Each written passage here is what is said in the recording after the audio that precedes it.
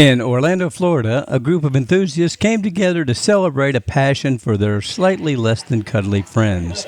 On March 8th of 2025, the first National Hedgehog Show, sponsored by the North American Quill Association, opened at a canine training facility just outside the city. The National Hedgehog Show was a gathering of hedgehog enthusiasts.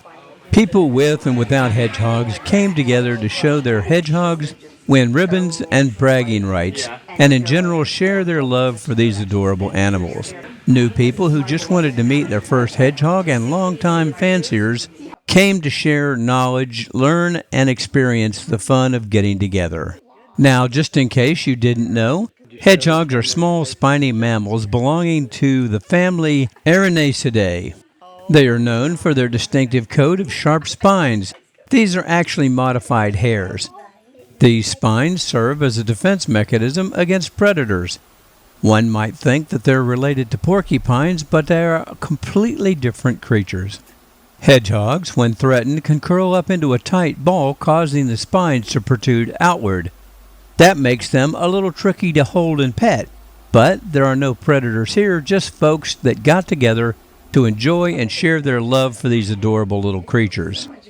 There are 17 species of hedgehogs found across Europe, Asia, and Africa, as well as New Zealand, where they were introduced.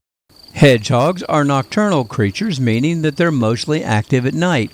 That means at the show they weren't much interested in the bright lights and curious faces of the admirers like those that came to the show.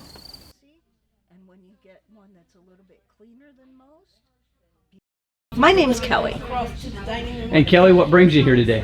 Hedgehogs!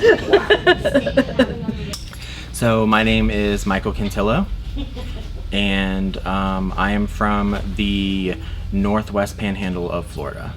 So I am here today for the Hedgehog Show.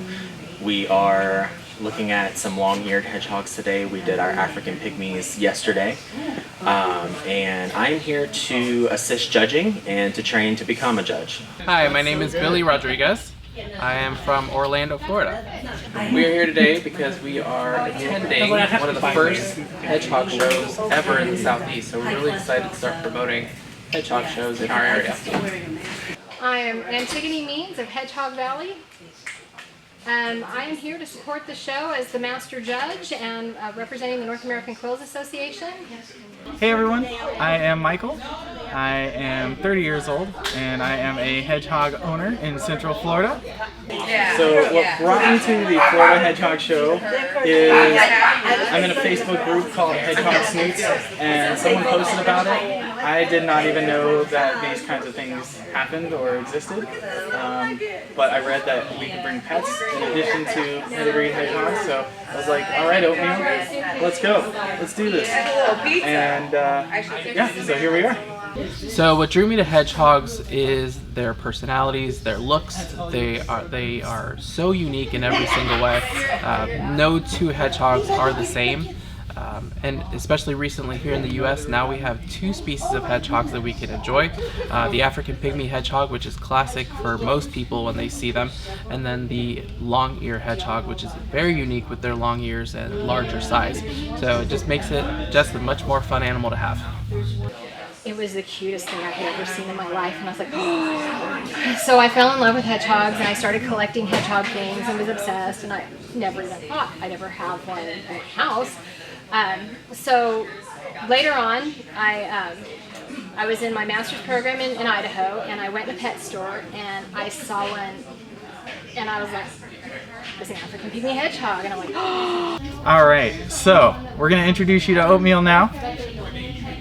And Oatmeal is an African pygmy hedgehog.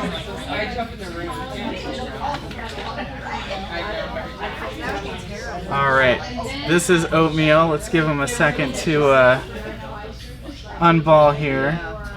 Here he is. Alright. He'll wake up momentarily after he's done being a little grumpy. Pretty typical for him. As soon as he wakes up, he's like, why are we doing this right now? I'm just trying to sleep, man. Like, come on.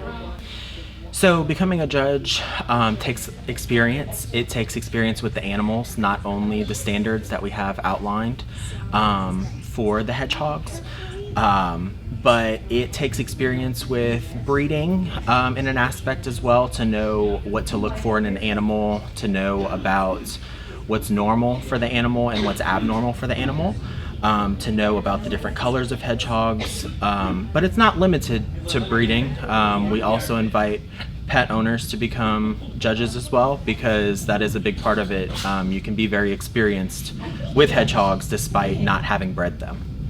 How does the show work? Well, the North American Quills Association is a little bit different than the other show systems, but there are some differences in how we do our shows. With our shows, every animal is judged by at least 2 judges, so we have 2 to 3 judges for each animal so that your scores are averaged across. We have a point sheet that we use and some very specific criteria so that we are looking at, temperament is a large number of points, conformation is points, eyes, ears, nose. And so we want an animal that's very friendly, easy to handle, and a conformation that's going to be very consistent with a healthy animal. And so our points do that. So once you have your points, every animal receives a first, second, third, or honorable mention award at that first level based on those points. So depending on the different species of hedgehog, and also actually dependent on the individual color of the hedgehog, the coarseness and texture of the quills can vary. Texture of quills can vary from, we notice that a lot of our lighter colors in the African pygmies have softer quills, and the darker colors and more natural colors have coarser quills. Our long-eareds have a different texture from the African pygmies, and that also ranges for tenrics and other species of hedgehogs as well. So it really does depend on the species and the individual color even. So if a hedgehog is a good pet is a wonderful way to think about owning one of these. Sometimes they can be magnificent pets, and sometimes they can be a little troublesome. Each one of them has a different personality, and we kind of treat them as on an individual basis.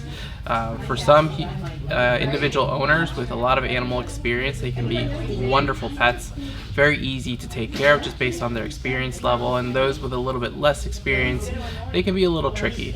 So just having a good mentorship system with a breeder can definitely help them make a good decision if they are a good pet or not. People often get hedgehogs because they see a video online, or they may stumble into a pet store and instantly fall in love with their little faces or just the cuteness factor. And owning a hedgehog is so much more than that, and unfortunately people find that out later after they've gotten them or acquired them.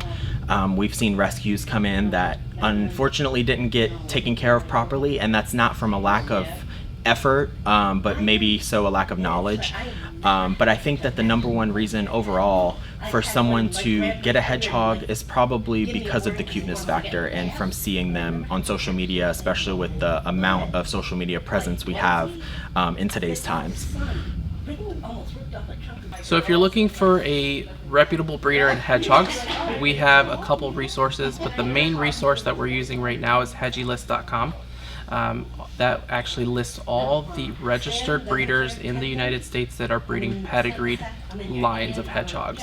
Young children typically do not do the best with hedgehogs because their instinct to ball up when frightened and quill it can hurt. It hurts adults even, and kids don't necessarily know how to process feelings as well at times, and that can lead to dropping the hedgehog, hurting the hedgehog. I definitely recommend hedgehogs more for mature, older children, teenagers, and adults.